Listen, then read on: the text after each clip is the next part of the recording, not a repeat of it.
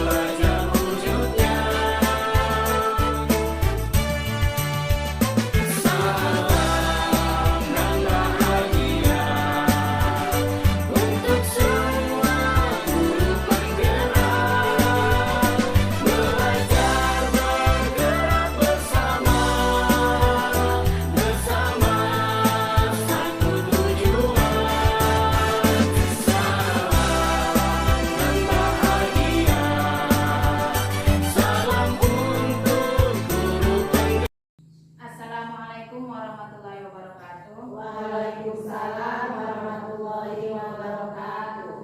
Pertama-tama marilah kita ucapkan puji syukur kita kehadirat Allah Subhanahu wa taala yang mana pada hari ini kita masih diberikan kesehatan serta kesempatan hingga dapat berkumpul di ruangan berbahagia ini. Selawat barakatan salam marilah kita sambungkan atas junjungan kita Nabi besar Muhammad sallallahu alaihi wasallam, karena syafaat beliaulah yang kita harapkan di yaumil akhir kelak. Yang saya hormati Ibu Guru SDN 10 1980 Naga Timbul, terima kasih atas kesempatannya dan kelapangan waktunya untuk mendengarkan pemaparan yang akan saya sampaikan pada hari ini. Baik Ibu, sebelum kita memulai, ada baiknya kita berdoa terlebih dahulu sesuai dengan ajaran agama dan kepercayaan masing-masing. Doa dimulai.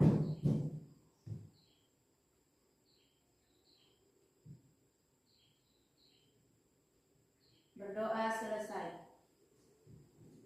Baik, kita masuki materi ya Ibu.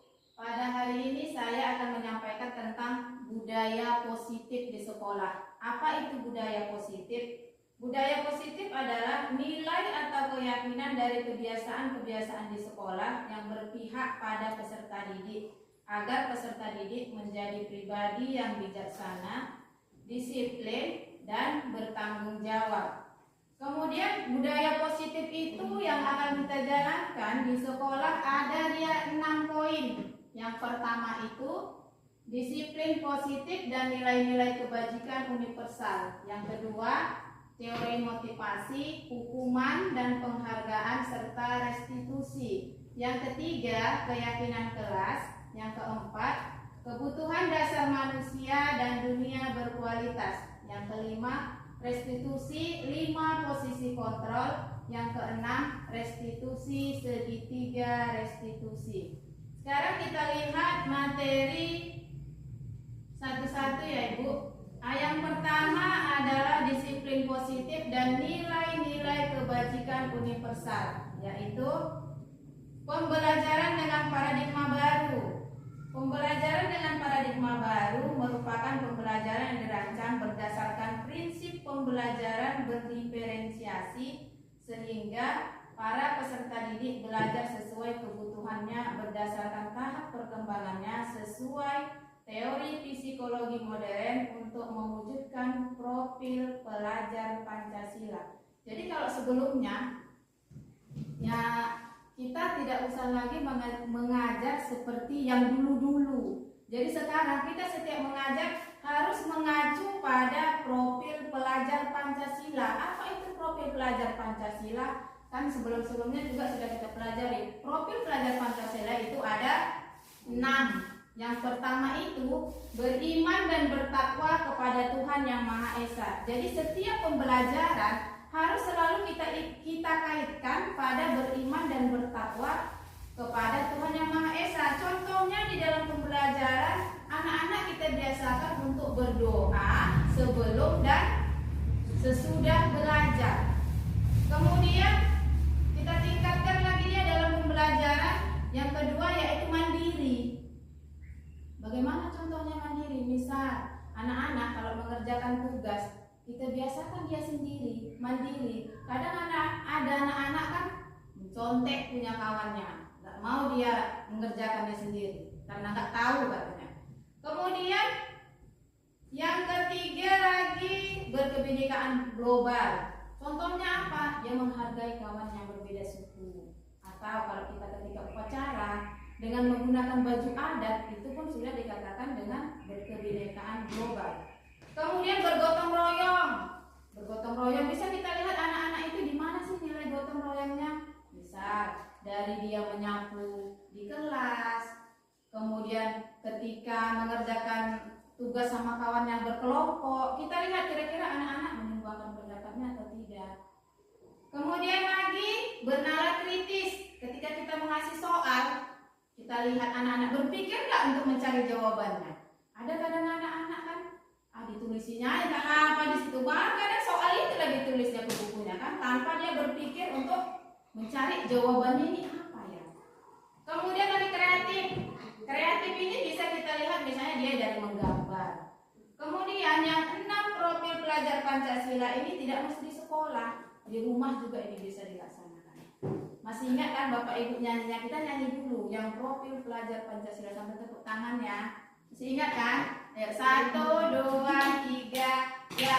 Pelajar Pancasila beriman dan bertakwa pada Tuhan Yang Esa dan berakhlak mulia, berkebinekaan global, gotong royong mandiri, kreatif dan bernalar kritis. Ya, tepuk tangan buat kita semua. Selanjutnya kita lihat apa sih arti disiplin. Biasanya kita kan kalau mendisiplinkan anak-anak itu selalu dia bergantung dengan hukuman. Nanti kita lihat selanjutnya. Kita lihat dulu, disiplin berasal dari kata disiplina yang artinya belajar. Disiplin mengacu pada disiplin diri yang memiliki tanggung jawab terhadap apa yang dilakukannya berdasarkan nilai-nilai yang diyakini. Disiplin positif merupakan salah satu cara penerapan disiplin yang bertujuan untuk menumbuhkan kesadaran peserta didik tanpa penghargaan, ancaman, atau hukuman. Disiplin positif ini menanamkan motivasi pada murid agar menjadi orang yang menghargai diri sendiri dengan nilai yang mereka percaya. Kemudian, disiplin bukanlah hukuman. Selanjutnya, belajar untuk mengontrol diri agar dapat mencapai satu tujuan mulia, nilai-nilai kebajikan, profil pelajar Pancasila. Jadi sekarang ini apapun yang kita ajarkan pada anak-anak, dia harus selalu mengacu pada profil pelajar Pancasila yang 6 tadi. Selanjutnya, sebagai pendidik, tujuan kita adalah menciptakan peserta didik yang memiliki disiplin diri, sehingga mereka berperilaku mengacu kepada nilai-nilai kebajikan universal dan memiliki motivasi intrinsik dalam perubahan perilaku ke arah yang lebih baik. Kemudian apa sih nilai-nilai kebajikan itu? Artinya nilai-nilai kebajikan itu nilai-nilai yang baik. Nilai-nilai kebajikan universal adalah nilai yang disepakati bersama terlepas dari suku, bangsa, agama, bahasa maupun latar belakangnya. Nilai-nilai ini merupakan payung besar dari perilaku kita atau fondasi kita dalam berperilaku. Beberapa institusi organisasi pendidikan telah memiliki nilai-nilai kebajikan yang telah diyakini dan disepakati bersama. Salah satu nilai kebajikan yang akan dicapai anak Indonesia adalah nilai kebajikan profil pelajar Pancasila. Yang pertama tadi beriman dan bertakwa, kemudian berkebinekaan global, mandiri, gotong royong, kreatif, dan bernalar kritis. Kemudian selain itu ada lagi sikap yang perlu kita ambil dari anak-anak yang mau kita tanamkan untuk anak-anak, seperti toleransi, rasa hormat, integritas, mandiri, menghargai, empati, keingintahuan, kreativitas, kerjasama, percaya diri, dan komitmen. Kemudian untuk keterampilan hidupnya, dia perlu dibuat untuk dapat dipercaya, lurus hati, pendengar yang aktif, tidak merendahkan orang lain, memberikan terbaik dari diri. Selanjutnya masuk kita kepada materi yang kedua, yaitu teori motivasi, hukuman dan penghargaan, dan restitusi. Ada 3 motivasi perilaku manusia.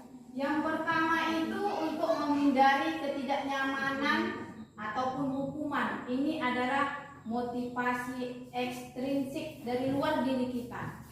Kemudian yang kedua untuk mendapatkan imbalan, penghargaan dari orang lain. Kadang kan ada juga kita suruh anak-anak, misalnya sapukan ya, nanti apa sih Bu imbalannya? Selalu kita bilang misalnya nanti Bu kasih nilai yang bagus. Ada juga kadang minta duit ya kan, kasihlah Bu 2.000 beli es. Nah jadi kalau misalnya nggak kita kasih, besok-besok nggak mau lah, nggak dikasih Bu itu kok, nggak mau dia. Kemudian itu juga motivasi ekstrinsik dari luar. Jadi yang bagus itu motivasi intrinsik dari dalam dirinya untuk menjadi orang yang mereka inginkan dan menghargai diri sendiri dengan nilai-nilai yang mereka percaya. Selanjutnya hukuman. Ini ya bukan kayak dulu lagi kita ya, karena anak-anaknya langsung kita hukum, kita cubit. Sekarang hukuman itu tidak terencana tiba-tiba. Misal anak-anak terlambat dia datang sekolah atau nggak mengerjakan PR, kita hukum. Jadi itu hanya dari satu orang, dari gurunya yang terus mengasih dia hukuman. Kau harus begini, kau harus begini. Kemudian murid tidak tahu apa yang akan terjadi karena tidak dilibatkan. Bersifat satu arah. Kemudian berupa hukuman fisik ataupun psikis. Misal kita cubit, kita pukul.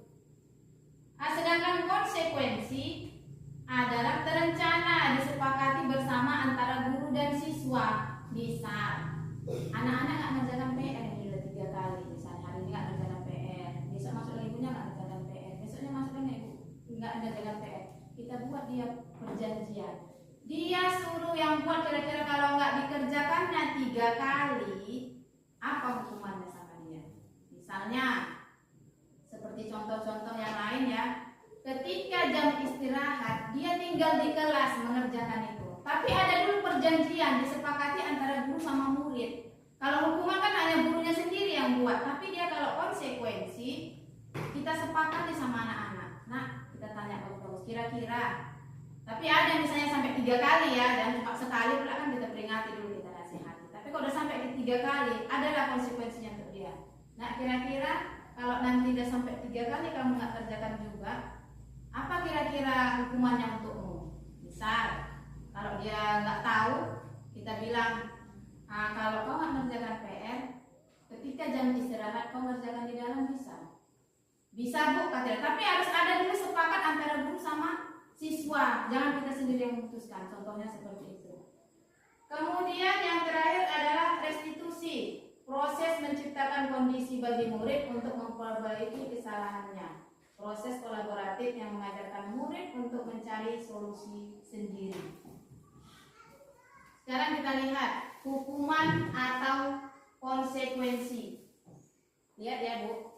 Kira-kira mencatat 100 kali di dalam buku kalimat saya tidak akan terlambat ini. Misalnya dia nggak kerjakan PR atau terlambat. Jadi kita suruh menulis dia di buku itu, saya tidak akan terlambat sampai 100. Kira-kira itu hukuman apa konsekuensi? Hukuman. Ya, hukuman. Kemudian yang kedua, lari mengelilingi lapangan basket 2 kali karena terlambat hadir di sekolah. Hukuman. Membersihkan coretan yang dibuatnya di meja tulis. Misalnya meja itu coret-coret, kayak meja kita itu kan banyak coret-coret. Kira-kira kalau kita suruh dia membersihkan, itu kan yang dibuat dia sendiri. Kira-kira kehukuman atau konsekuensi? Konsekuensi. Selanjutnya menggantikan kertas tugas teman yang telah dicoret-coret. Dia nyoret-nyoret kawannya, kita suruh ganti. Konsekuensi. Berjemur di lapangan basket pukul 12 siang karena mengobrol dengan teman. Hukuman. Murid diminta bertelanjang kaki sepanjang hari karena tidak menggunakan sepatu warna hitam sesuai peraturan sekolah. Hukuman. Selanjutnya berdiri di depan kelas sambil mengangkat kaki satu karena tidak bisa menjawab pertanyaan. Kalau dulu sering itu ya. Berdiri kau depan, angkat kakimu satu. Kadang megang ini lagi, megang kuping. Kalau enggak berdiri di atas kursi. Iya, itu zaman dulu Bu. Sekarang udah nggak boleh. Kemudian lagi membersihkan tumpahan air di meja tulis karena tersenggol pada saat belajar. Konsekuensi. Kehilangan 10 menit jam istirahat untuk mengerjakan tugas karena terlambat datang dan tertinggal pelajaran. Konsekuensi. Terlambat hadir di pembelajaran daring 15 menit, diminta untuk tinggal 15 menit sesudah kelas usai untuk membahas ketertinggalan pembelajaran. Konsekuensi. Selanjutnya, membersihkan WC sekolah karena mematahkan pensil kawannya. Hukuman. Selanjutnya kita lihat keyakinan kelas. Nah, ini untuk di PMM ada juga ya Bu. Nah, keyakinan kelas yaitu nilai kebajikan yang disepakati secara tersirat dan tersurat oleh guru dan murid. Nah, pembentukan keyakinan kelas bersifat abstrak daripada peraturan yang lebih rinci dan konkret. Keyakinan kelas berupa pertanyaan-pertanyaan universal. Kemudian pernyataan keyakinan kelas senantiasa dibuat dalam bentuk positif. Misalnya seperti yang itu ya Bu. Itu dia memang di situ saya tulis aturan kelas.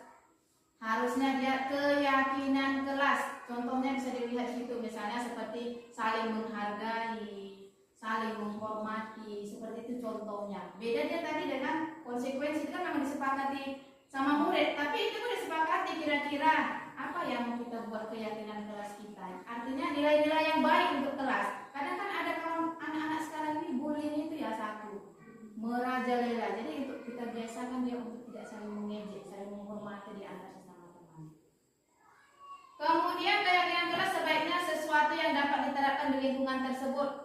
Kemudian nggak panjang-panjang, sedikit aja. Contoh kayak tadi, saling menghargai, saling menghormati, baru boleh mengeluarkan pendapat, bebas mengeluarkan pendapat, misalnya seperti itu.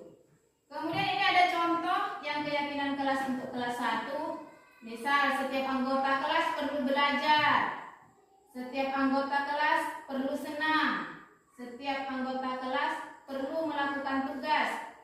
Kemudian anggota kelas perlu saling menghargai dan anggota kelas perlu merasa aman.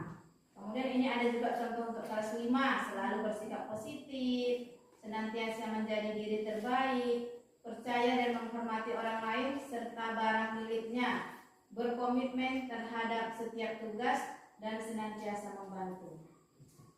Selanjutnya masuk kita ke materi yang keempat, yaitu kebutuhan dasar manusia. Kebutuhan dasar manusia adalah segala sesuatu yang kita lakukan untuk mendapatkan apa yang kita inginkan. Seluruh tindakan yang kita lakukan memiliki tujuan tertentu, dan semua usaha terbaik yang kita lakukan adalah dalam rangka agar kebutuhan dasar kita terpenuhi dengan baik. Jadi kebutuhan dasar manusia itu ada 5. Yang pertama, bertahan hidup. Kita juga perlu bertahan hidup ya kan. Contohnya kita perlu apa? Kita perlu makan. Kalau nggak makan puasa aja pun lemas kita satu hari ya kan, apalagi cuaca panas tengah hari dan tengah-tengah rawan.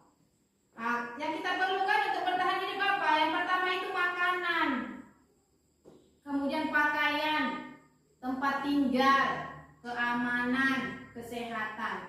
Selain bertahan hidup, kita juga perlu membutuhkan kasih sayang. Kasih sayang itu kita dapatkan dari mana? Dari keluarga, dari pasangan, dari teman, bisa juga dari binatang peliharaan, dan kelompok di mana kita bergabung. Contoh seperti ini kan kelompok kita bergabung. Perlu kasih sayang nggak dari kawannya? Perlu ya kan, ketika kita misalnya curhat, dengan kawan kita aja memberikan tanggapan, memberikan masukan, itu sudah menandakan bahwa dia sayang sama kita. Tapi dalam artian sayang yang positif. Ini karena kita kebetulan perempuan semua ya kan. Coba kalau ada laki-laki, ya kan? Lebih parah. Maka saya bilang tadi dalam arti yang positif. Nah kemudian sama anak-anak kayak gitu juga kan. Pada juga kita lihat yang misalnya guru sama murid. Nah apalagi dia laki-laki perempuan. Kemudian penguasaan. Ternyata manusia itu juga membutuhkan penguasaan, harga diri, keinginan untuk dianggap, memimpin, berprestasi, diakui dan didengar. Kemudian ada lagi kebebasan. Memang iya kita juga perlu bebas. Dalam artian dia kebebasan yang bagaimana? Mandiri, memiliki pilihan mencoba hal baru, mampu mengendalikan arah dirinya. Kemudian perlu juga kita untuk senang. Jangan stres sekali ya hidup ini ya kan. Ada juga lah misalnya humornya, bermain, untuk ketawa-ketawa, misalnya nyanyi, jalan-jalan, perlu juga itu. Selanjutnya kita lihat kuesioner. Itu tadi kertas sudah ada ya. Nanti biar kita lihat kira-kira ibu kebutuhan ibu itu di mana. Kalau misalnya butuhnya kesenangan atau apa, nah, pilih kita jalan-jalan ya kan. Nah coba Bu, ini nanti 1 sampai 10 yang pertama, karena ini ada 40. Biar tak baca. Oh ya. Ini kan ada dia angkanya, kira-kira nomor 1, buat aja dari 1 sampai 10.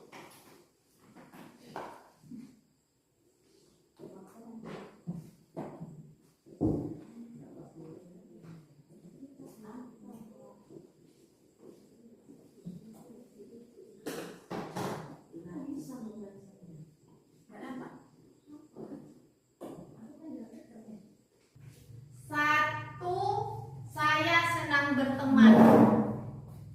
Jadi nilainya itu antara 1 sampai 5. Kira-kira ibu di nomor berapa? Kalau 1 itu tidak benar, 3 itu kadang-kadang, 5 itu sangat benar. Ya makanya nanti kita tengok. Sudah? Yang kedua, mudah bagi saya berbicara dengan siapapun. 1 sama juga kayak tadi, 1 tidak benar, 3 kadang-kadang, 5 sangat benar. Mudah bagi saya berbicara dengan siapapun. Langsung aja buat angkanya, kira-kira ibu udah mau. Maksudnya ngobrol atau ya ini mudah bagi saya berbicara dengan siapapun. Udah 5. 2, 5. Udah? Mungkin awak gak bisa ngomong. Ini hanya untuk melihat nanti kebutuhan ibu itu di mana, misalnya dia penguasaan, kesenangan, hanya untuk melihat itu. Kemudian saya suka mengobrol lewat telepon. Iya itu tiap hari. Kalau 1 tidak benar, 3 kadang-kadang, 5 sangat benar. Langsung aja misalnya nomor 1 itu 5, 3 kadang-kadang. Saya suka mengobrol lewat telepon. Nah, udah. Udah? Yang keempat, saya suka bekerja dengan orang lain. Poinnya itu tetap sama, 1, 3, 5. Ya. Nanti jumlahkan dia. 5, saya menghabiskan banyak waktu dengan orang lain. Saya menghabiskan banyak waktu dengan orang lain. 6. Saya ingin orang-orang menyukai saya. Saya ingin orang-orang menyukai saya. 1, 3, 5. Ya? 7, nomor 7 kan? Saya ingin membuat orang-orang bangga dengan saya. 8. Apa yang teman-teman saya pikir tentang saya itu penting? Apa yang teman-teman saya pikir tentang saya itu penting? 9. Saya lebih suka bekerja sama daripada bekerja sendiri. Ya. Yang terakhir, saya senang bertemu orang-orang baru. Saya senang bertemu orang-orang baru. Udah, jumlahkan itu.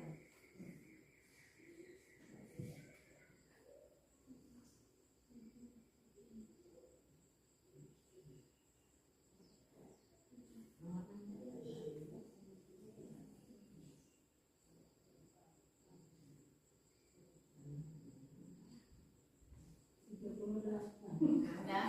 Selanjutnya 11 sampai 20. Ini pada sampai 40. Udah. 11 sampai 20. Udah, nggak usah resmikan dulu. Nanti kan kita tengok, oh ternyata aku perlu ini, perlu refreshing. Udah 11 ya. Saya tidak suka membuat kesalahan. Nilainya sama kayak tadi juga. Nggak suka bersalah tapi salah-salah. Yang satu dia tadi benar, 3 kadang-kadang, 5 sangat benar. Udah. 12. Saya suka melihat orang lain sebelum saya mencoba hal baru. Saya suka melihat orang lain sebelum saya mencoba hal baru. Maksudnya nirukan dulu. Iya. Baru awak keluar. Contoh kalau aku lagi kasih orang pertanyaan, cari dulu di YouTube, cari dulu di Google. Oh, Nggak baru percaya saya diri benar. aja. Kenapa dia bisa tahu? Kadang-kadang aja. Udah? 13. Saya tidak suka perubahan. Kasih kue plastik tadi mana? Udah di luar sana.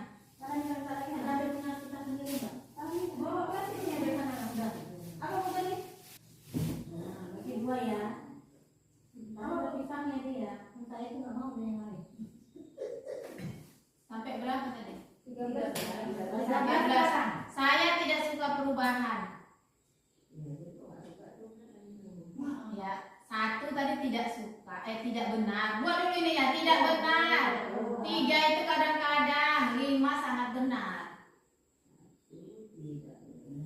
3 kadang-kadang, 5 sangat benar. Kalau suka kali 5 ya.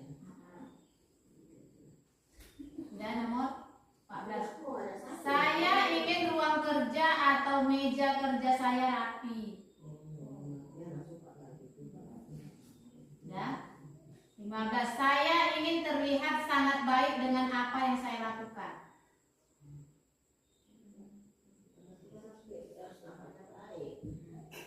Ini masing-masing loh, tergantung lagi pribadi masing-masing.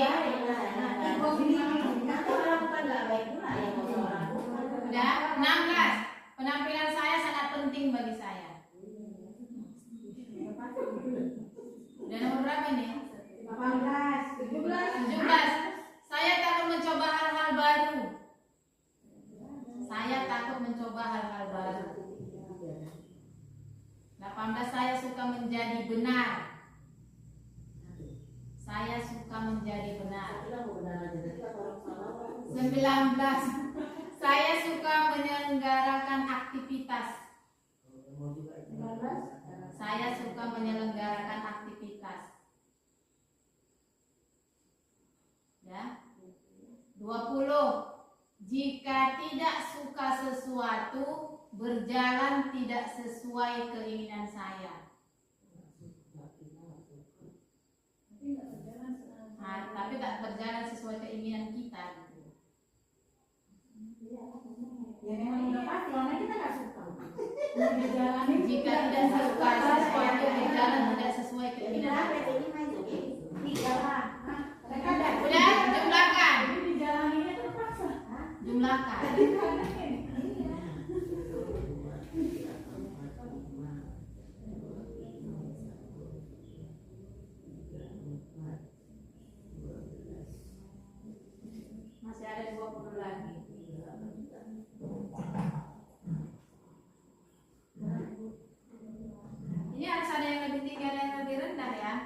sama semuanya berarti banyak kali lah kebutuhan ibu yang kurang kan.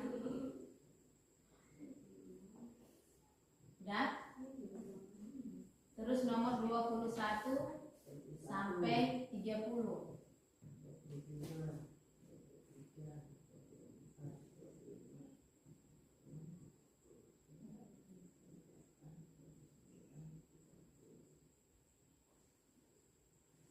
Udah? 21. Saya suka memiliki pilihan.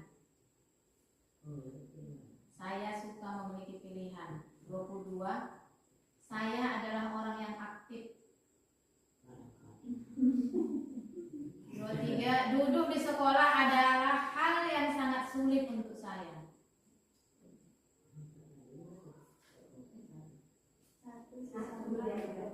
24. Saya tidak suka membaca dalam jangka waktu lama. 25. Saya senang mencoba hal-hal baru. Saya senang mencoba hal-hal baru. 26. Saya akan bermain sendiri jika saya mau. 27. Apa yang saya pakai tidak berpengaruh bagi saya.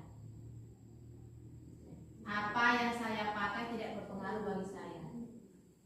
28. Saya tetap akan melakukan sesuatu hal walau teman-teman saya tidak suka.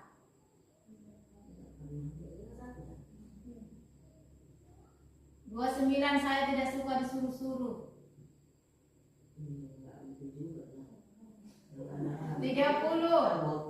Kerapian tidak berpengaruh bagi saya.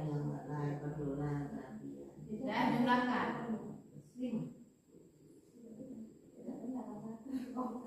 Sudah jumlahkan. Kerapian tidak berpengaruh bagi saya.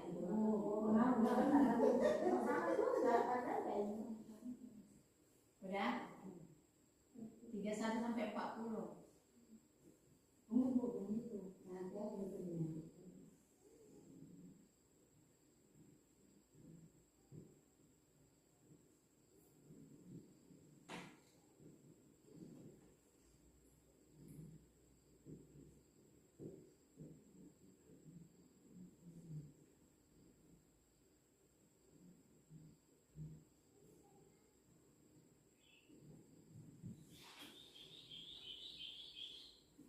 Udah. 31 ya. Saya sering tertawa.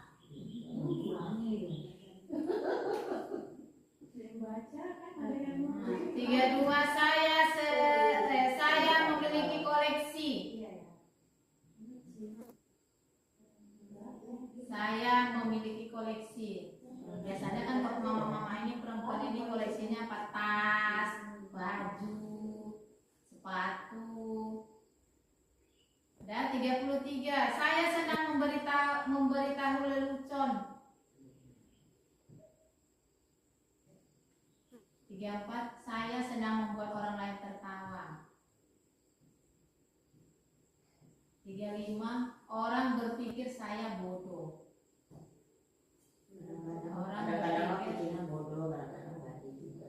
Orang berpikir saya bodoh. 36. Saya suka bermain macam-macam permainan. 37. Menurut saya ada banyak hal yang lucu. 38. Menurut saya sekolah menyenangkan. 39. Saya suka bernyanyi, menari saat musik bermain. 40. Orang pikir saya lucu.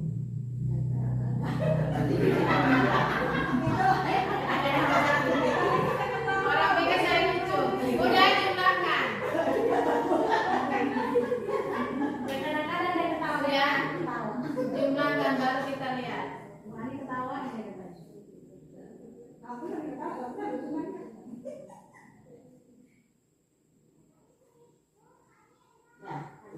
Udah ada jumlah, dapat jumlahnya semua. Udah.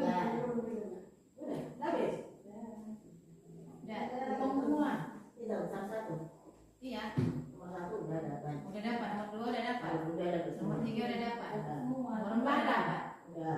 jumlahkan gitu. Jumlahkan. Enggak usah semuanya. 1 sampai 10 tadi jumlahkan. Ada, aku 38. Sekarang lihat. 1 sampai 10 tadi kekuasaan.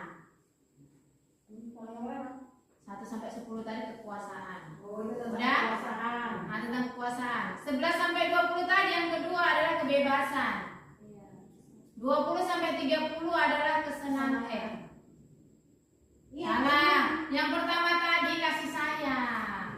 Nah, ibu butuh yang mana lagi?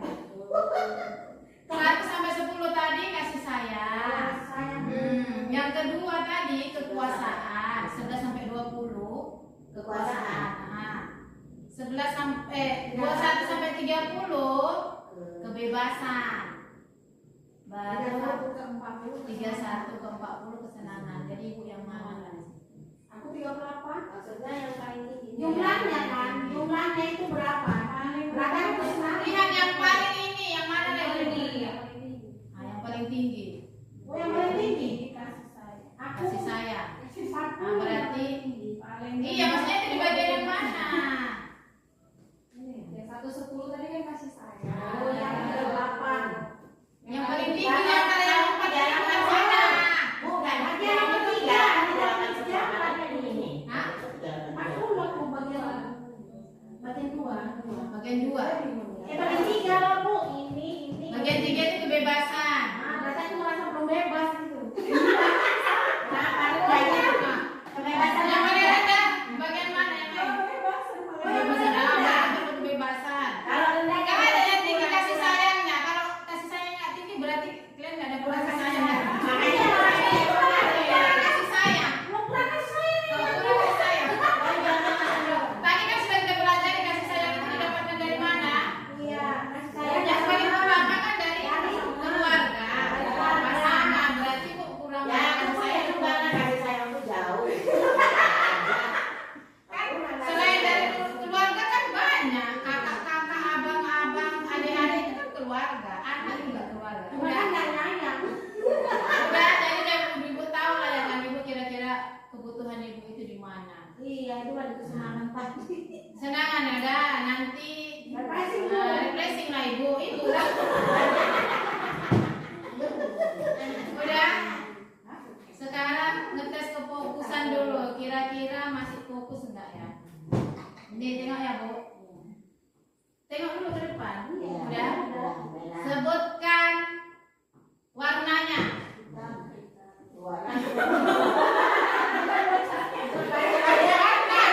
Warna ya. Kita ulangi. Saat ini cepat nanti ya. 1. Agak fokus ya kan. 1, 2, 3. Sebutkan warnanya.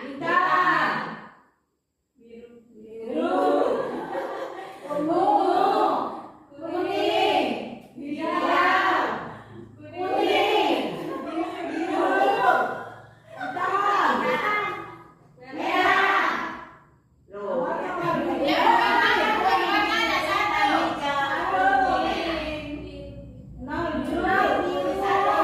Sekarang ada kuning, biru. Nah, sekarang baru sebutkan tulisannya.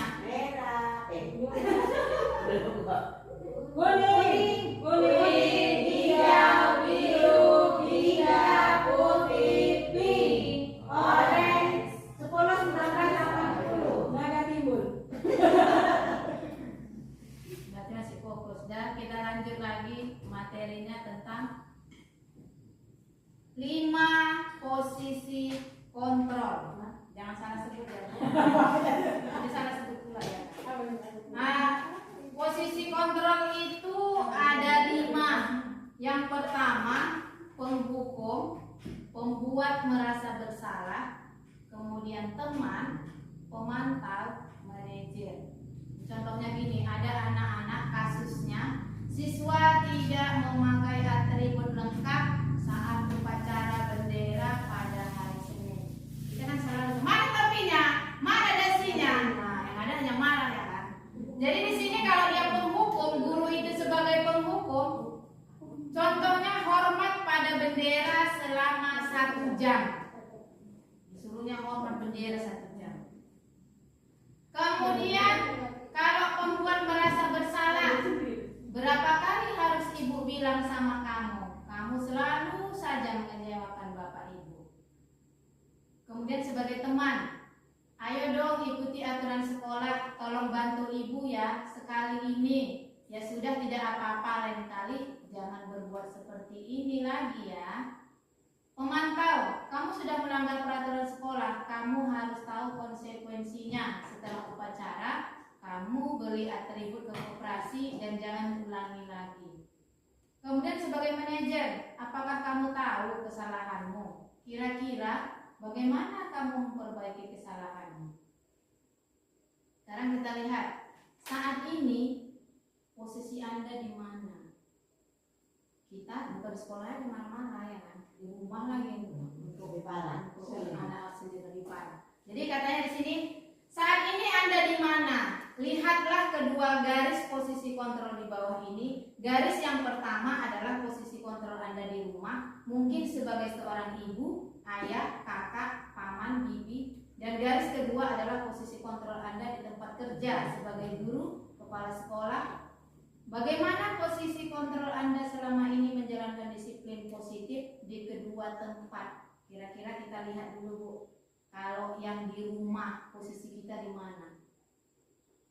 Sebagai penghukum, sebagai pembuat merasa bersalah, sebagai teman, sebagai pemantau, atau sebagai manajer? Di rumah kan semuanya kita pegang. Iya, ini kan sekarang dia lebih sering kalau saya terus terang masih mau nyubit, masih mau mukul ya kan? Kadang geram kali di sekolah juga gitu, tapi sebelumnya sekarang karena saya sudah mempelajari ini, nggak boleh lagi Bu. Oh ternyata yang saya bisa selama ini salah.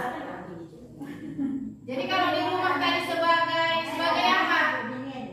Sebagai apa di rumah tadi? Nomor 2. Nomor 2. Sekarang kita lihat posisinya kalau di tempat kerja di sekolah sebagai apa? Manajernya. Nanti kita lihat kira-kira dampaknya itu kemana dan contohnya ada nanti videonya. Nah, setelah melihat di mana posisi kontrol Anda selama di rumah maupun di sekolah, tanyakan pada diri, apakah saya berbeda menghadapi anak, keponakan dengan murid-murid saya? Mengapa berbeda? Pasti beda ya. Nah, kenapa? Apakah dari rumah anak kandung di sekolah anak tiri?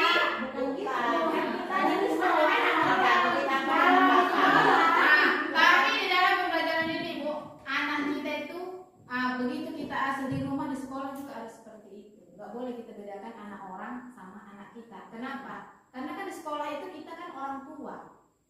Jadi kayak mana namanya nggak mau kita itu kayak di rumah awal. tapi yang sekarang kayak gini nyapanya, bukan jangan Aku bilang aku lebih sabar ngadepin yang orang Daripada anak sendiri. Itu kan beda-beda. Beda. Beda karena kalau yang lain coba awal misalnya di sekolah nyubikan orang sekuatnya. Nggak berani. Awal tuh kita Dulu ya terus terang aku masih tukang nyubit, tukang mukul, sekarang oke nggak berani. Jadi udah kita pelajari ini ternyata kita tengok ya. Ini ada video dia kalau diputar ke sana dia nggak ada suaranya. Jadi ini cabut dulu. Bisa dari saya nanti. Ini ada. Di sini nanti saya akan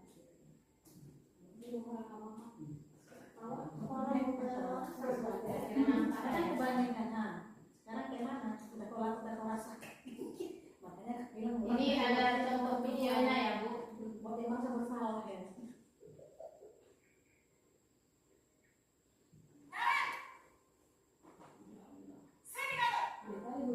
Nah, ini penghukum itu kan ya?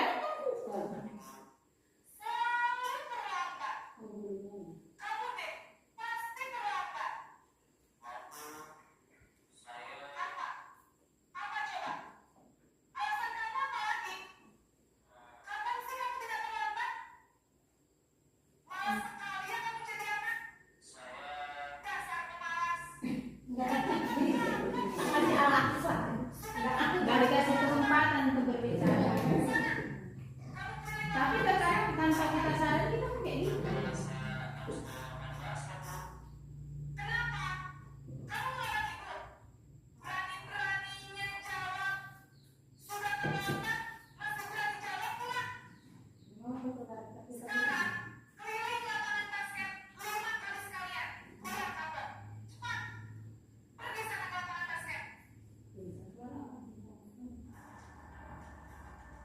membuat merasa bersalah.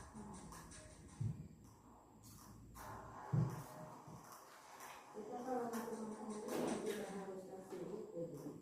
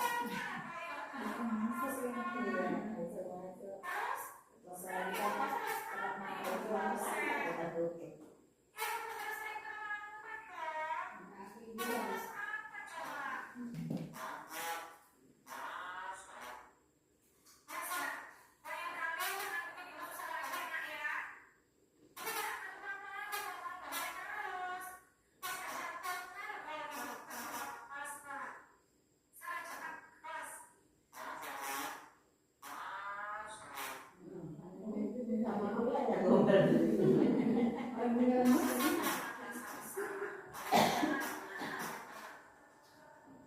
Ini posisi teman.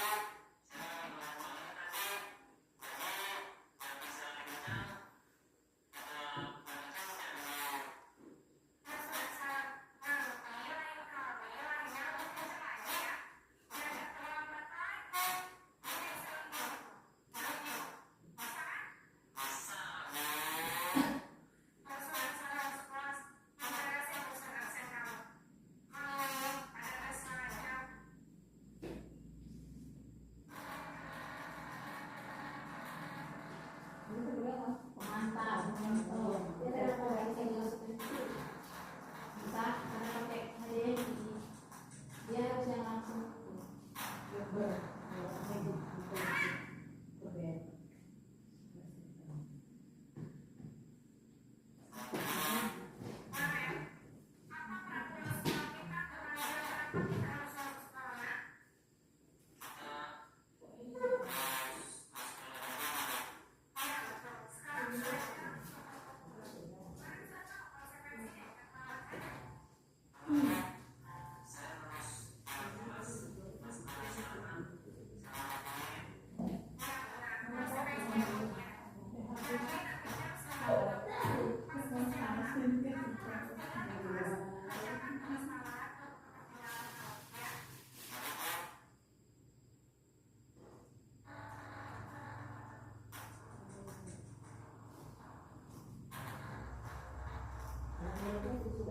Iya, nanti ada balik kan.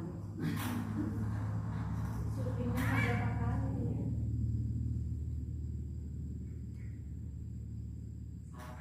Tapi masih nggak satu. Namanya pakai cara dia pintar. Dia pandai ya perannya.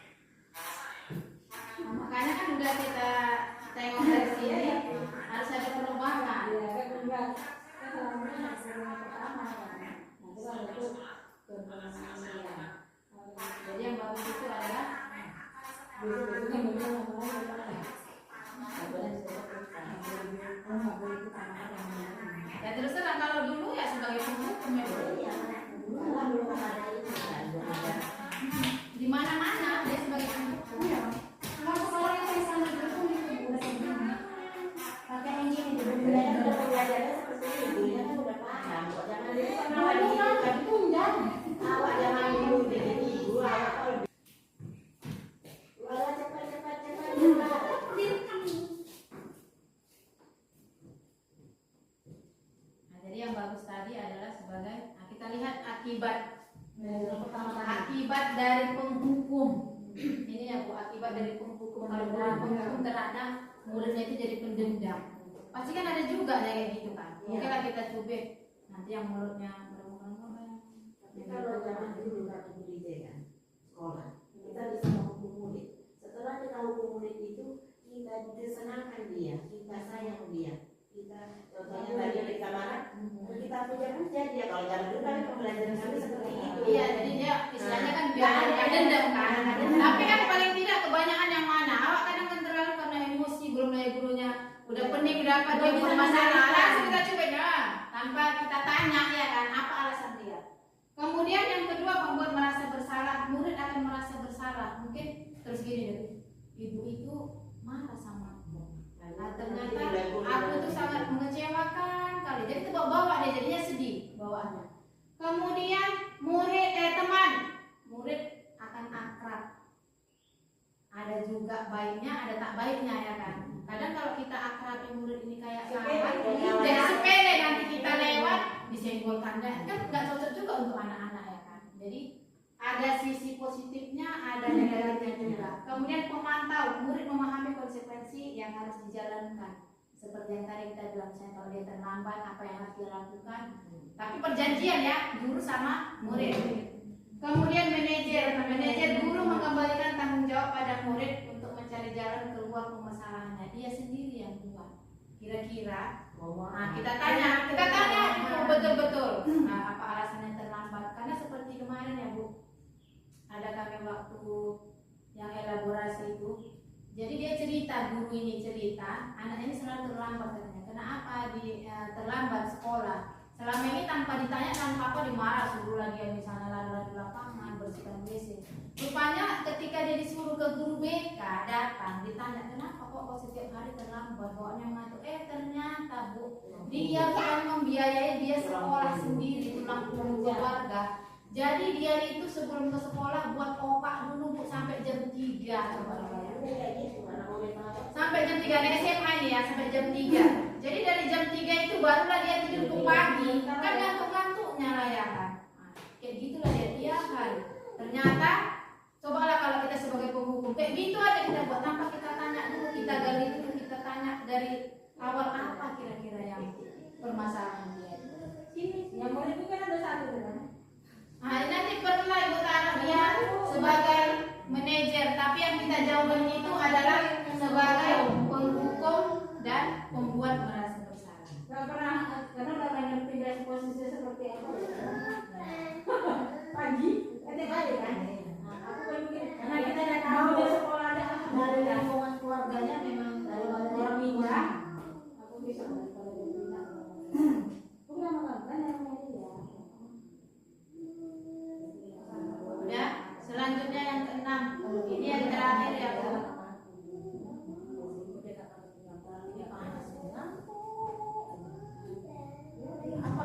Udah, ini yang terakhir, restitusi. Restitusi, segitiga restitusi. Apa itu segitiga restitusi? Ini di PMM ada juga yang di pelatihan mandiri. Pas nanti mau buat apa? Buat aksi nyata bisa ya. Apa itu segitiga restitusi? Yaitu adalah suatu proses dialog yang dijalankan oleh guru agar dapat menghasilkan murid yang mandiri dan bertanggung jawab. Kemudian menciptakan kondisi anak bisa melihat diri sendiri, mengajari, menyelesaikan masalah dan berusaha mengembalikan mereka ke kelompok dengan karakter yang lebih kuat. Tahapannya itu ada 3. Yang pertama, menstabilkan identitas. Kemudian validasi tindakan yang salah, kemudian menanyakan keyakinan kelas. Ketika menstabilkan identitas, apa yang kita tanya?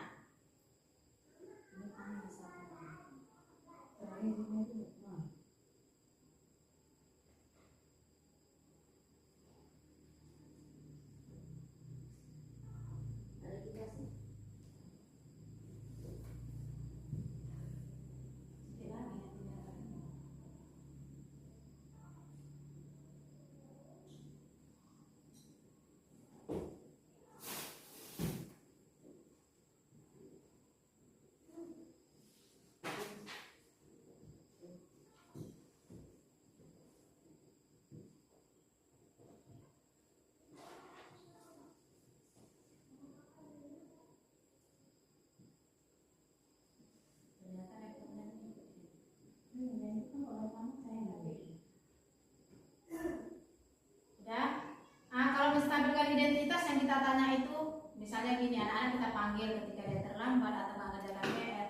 Nah, misalnya kita bilang, setiap orang pasti pernah melakukan kesalahan. Misalnya kita bilang, ibu juga dulu melakukan kesalahan. Kemudian kamu bukan satu-satunya yang pernah melakukan ini. Nah, ketika memvalidasi tindakan yang salah, kita tanyakan, adakah cara yang lebih efektif untuk mendapatkan apa yang kamu butuhkan? Anak-anak kita suruh jawab. Kemudian, kamu tentu punya alasan mengapa melakukan itu. Kita tanya anak-anak, kenapa kok nggak ngerjakan PR?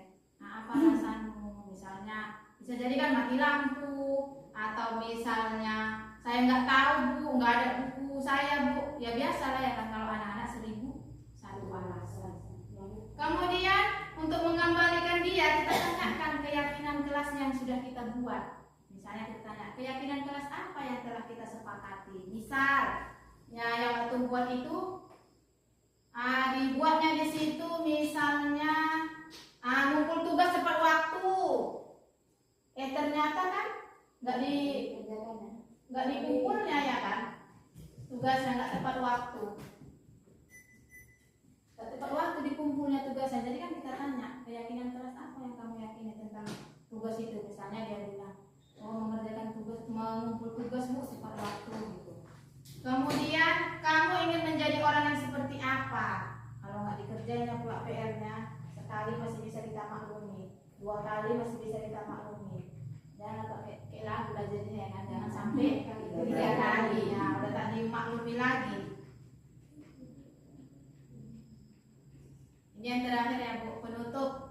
Dalam penerapan program disiplin positif, hendaknya guru memiliki standar kepribadian, profesional, dan sosial yang baik, di mana guru mampu merefleksi dirinya dalam posisi kontrol saat ini, bagaimana perjalanan dirinya sebagai among atau manajer yang menuntun murid-muridnya menjadi insan yang mandiri, merdeka, dan bertanggung jawab sesuai dengan standar nasional pendidikan. Sudah selesai ya Bu, sekarang refleksi. Saya mohon 2 orang aja untuk melakukan refleksi tentang apa yang sudah saya sampaikan tadi. Saya persilahkan. Ayo, bisa kan? Udah tentang penghukum tadi ya, boleh. Assalamualaikum warahmatullahi wabarakatuh. Waalaikumsalam warahmatullahi wabarakatuh. Ya.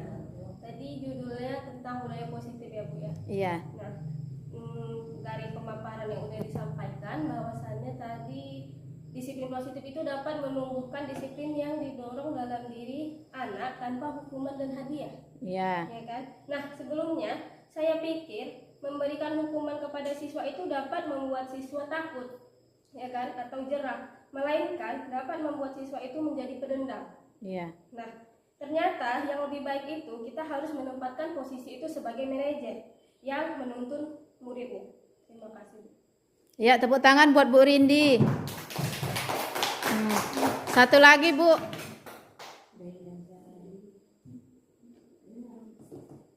Udah cepet. Assalamualaikum warahmatullahi wabarakatuh. Waalaikumsalam warahmatullahi wabarakatuh. Terima kasih karena sudah dikasih kesempatan untuk merefleksi hasil bukti nyata dari Ibu Samsaridia tentang dampak positif, disiplin positif. Di sini saya dapat merefleksi dari pembelajaran tadi, dari workshop tadi tentang disiplin positif untuk peserta didik. Saya dapat mengambil bahwasanya untuk hukuman ataupun tindak lanjut untuk siswa itu tidak dibenarkan untuk pembelajaran Merdeka Mengajar.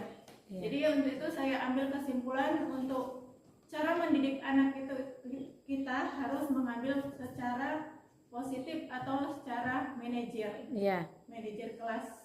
Hanya itu saja yang dapat saya sampaikan. Terima kasih. Iya, terima kasih. Tepuk tangan buat Bu Dewi.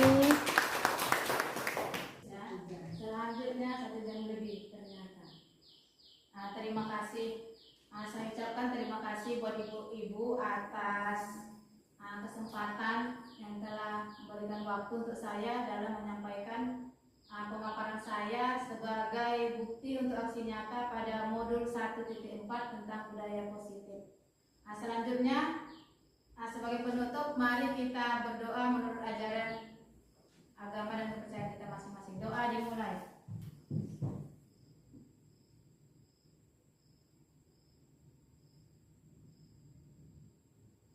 Berdoa selesai. Saya akhiri dengan wabillahi taufiq wal hidayah. Assalamualaikum warahmatullahi wabarakatuh.